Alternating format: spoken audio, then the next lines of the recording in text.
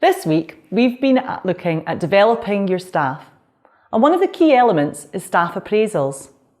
So what does an effective staff appraisal actually look like? Do you even have one?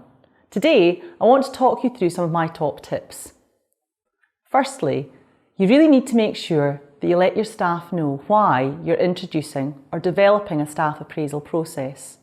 It may be that some of your staff have had a very negative experience in the past and want to make sure this gets off on a positive first step. This is going to help everyone be on board with the process. Let's try and get rid of some of those staff anxieties, alleviate all the mistruths, and make sure everyone understands the purpose of how this is going to help develop them and in turn develop your business. So let's think about where and when. It's really important that you provide your staff with the help to make sure this is positive for them. You need to agree a time in advance so that they can prepare and really reflect on what it is they want to share at this meeting. Equally, it's time for you to start doing your homework. What is the information that you need to share with that member of staff? The good, the bad, and the ugly.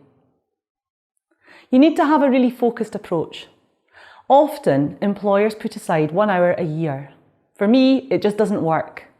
If you want to keep up the momentum, let's look at shorter, snappier timings. Perhaps 3 20 minutes will work for you. Maybe 2 half an hours are best. This is a really big consideration because this is going to take up your time and your staff's time. Now let's think about who. Often it's going to be a line manager or perhaps you as the owner who's going to deliver these sessions. In a larger organisation, it may be the HR department. Whoever it is, let's consider carefully, are they the right person for this role? Delivering a positive staff appraisal system requires really well developed interpersonal skills. And often it's worth asking the employee, who would they like to sit down and have this conversation with? It's not always possible to accommodate their needs, but getting the right combination in the room is a really positive start to making sure that this meeting is useful. So what are you going to do next? The success of the appraisal process is not only in the meeting, but what you do after the meeting. Yesterday on our post, I popped up a free resource for you to use, which you can share with the employee before the meeting and gather some of the thoughts. Work through this on the day, but it doesn't then just get filed in the bottom drawer.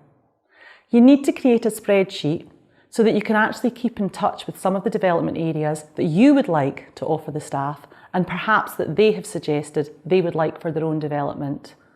So keep up your part of the bargain, otherwise the staff will not value the process. Seek help and support from outside agencies to help you deliver any of the areas that are not your key strengths. And set reminders and milestones for yourself and your employees to keep their development programme moving forwards. I'm Petrie, Team Director at OOVIRT.